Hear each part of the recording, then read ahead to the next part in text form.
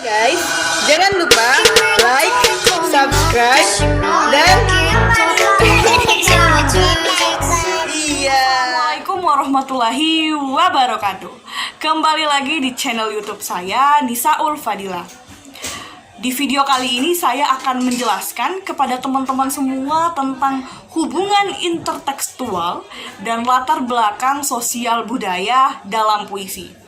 Nah, untuk mendapatkan makna sepenuhnya, sebuah sajak, selain sajak harus diinsafi secara ciri khasnya sebagai tanda, tidak boleh pula dilupakan hubungan kesejarahannya. Karya sastra itu tidak begitu saja lahir, melainkan sebelumnya sudah terikat dengan karya sastra lain. Nah, terciptanya berdasarkan konvensi dan tradisi sastra masyarakat yang bersangkutan. Lalu, aturan-aturan pantun yang ketat yang telah menjadi konvensi itu, yang utama ialah yang pertama, tiap bait terdiri atas 4 baris pada umumnya. Kemudian yang kedua, baris pertama dan kedua merupakan sampiran. Baris ketiga dan keempat merupakan isinya. Yang ketiga, sajak akhirnya berpola ABAB. Dan terakhir yaitu tiap baris terdiri atas 2 periodus. Tiap periodus terdiri atas 2 kata pada umumnya. Aturan syair yang utama, adapun aturan syair yang utama nih, yang pertama, tiap bait terdiri atas 4 baris. Kemudian yang kedua, keempat baris itu mengandung isinya. Kemudian yang ketiga, syair untuk menguraikan cerita hingga biasanya tidak cukup hanya dengan 1 bait, melainkan memerlukan beberapa bait. Dan yang terakhir yaitu pola sajak, akhirnya a. Dan yang kelima, tiap baris terdiri atas 2 periodus seperti pantun dan terdiri atas 2 kata pada umumnya. Konvensi isi pernyataan pantun dan syair biasanya berupa nasihat. Keteraturan yang ketat itu merupakan konvensi puisi lama yang menjadi salah satu dasar konsep estetiknya. Sebagai contoh nih, sebelum ada puisi pujangga baru, sudah ada puisi Melayu yang utama seperti pantun dan syair. Pantun dan syair itu ditulis berdasarkan konvensi dan aturan yang ketat. Ini dia contoh pantun dan syairnya. Oke, di sini ya. Pantun dan syairnya bisa dibaca ya di sini. Nah, lalu ada hubungan intertekstual nih antara puisi Padamu Jua dan puisi Doa. Secara intertekstual, Doa karya Chairil Anwar menunjukkan persamaan dan pertalian dengan sajak Padamu Jua. Ada gagasan dan ungkapan Chairil Anwar yang dapat dirunut kembali dalam sajak Amir Hamzah.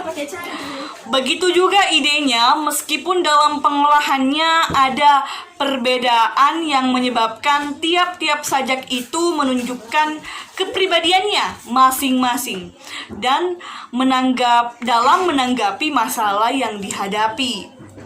Dalam puisi Padamu Jua, si aku yang cinta dunianya habis kikis dengan pasti kembali kepada Tuhan. Tuhan meskipun pada awalnya kecewa karena ia merasa dipermainkan oleh hambanya, namun akhirnya ia tak mau pergi lagi karena hamba tersebut sebagai dara di balik tirai, menanti si aku seorang diri dengan setia. Kemudian seperti ini bunyinya dalam puisi itu, perlahan, sabar, setia selalu, engkau cemburu, engkau ganas, mangsa aku dalam cakarmu, bertukar tangkap dengan lepas. Di sini kata-kata itu dan kalimatnya tidak ambigu, bahkan mendekati kepolosan. Oke, setelah itu ada hubungan intertekstual sajak Chairil Anwar dengan sajak-sajak para penyair sesudahnya. Nah, Chairil Anwar sebagai penyair pelopor angkatan 45, sajak-sajaknya itu sudah banyak mempengaruhi sajak-sajak penyair zamannya dan sesudahnya. Oleh karena itu, seringkali untuk memahami sajak-sajak penyair sesudahnya perlu dilihat hubungan intertekstualnya dengan sajak Chairil Anwar. Yang berikut dibicarakan hubungan intertekstual sebuah sajak Chairil Anwar yang merupakan hipogram dengan sajak-sajak penyair sesudahnya. Sajak Chairil Anwar yang menjadi hipogram ini seperti kepada peminta-minta. Sajak ini sendiri merupakan saduran puitis dari sajak Tot den Arme, karya penyair Belanda Wilhelm Elschot.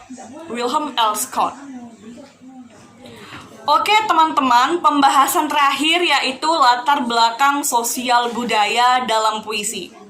Nah, pemahaman puisi itu tidak dapat dilepaskan dari latar belakang kemasyarakatan dan budayanya untuk dapat memberikan makna sepenuhnya kepada sebuah sajak. Selain sajak dianalisis struktur intrinsiknya secara struktural dan dihubungkan dengan kerangka kesejarahannya, diantaranya dengan intertekstualitas, maka analisis tidak dapat dilepaskan dari kerangka sosial budaya masyarakat.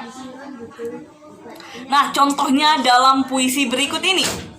Oke, puisi ini ya saya tampilkan di sini ya puisinya. Nah, orang tidak dapat memahami sajak Asmaradana ini tanpa pengetahuan wayang atau cerita Ramayana.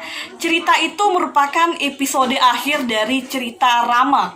Sesudah Rama dapat mengalahkan Rahwana dan membunuhnya, Rahwana Raja Alengka yang mencuri Sinta, maka Rama meragukan kesucian Sinta. Betapapun Sinta menyatakan bahwa ia tak pernah terjamah Rahwana, untuk membuktikan kesuciannya itu Sinta bersedia dibakar. Bila terbakar berarti ia dijamah. Nah, dijamah Rahwana. Bila tidak terbakar berarti ia masih tetap suci. Dalam cerita Wayang Sita memang tidak terbakar karena dalam cerita Wayang Sinta memang tidak terbakar karena ditolong oleh dewa, sebab memang ia sungguh masih suci. Ia selalu menolak bila dirayu oleh Rahwana, akan tetapi dalam sajak Asmaradana itu ceritanya dengan sengaja diubah oleh Subagio untuk mengemukakan pikirannya sendiri. Ini menunjukkan kreativitas Subagio sebagai seorang penyair. Baiklah teman-teman, itu tadi penjelasan saya tentang hubungan intertekstual puisi dan latar belakang sosial budaya dalam puisi. Semoga apa yang saya jelaskan dari awal video saya membuat video di channel YouTube ini, teman-teman semua bisa memahami dengan mudah. Sekian dari video ini. Wassalamualaikum warahmatullahi wabarakatuh.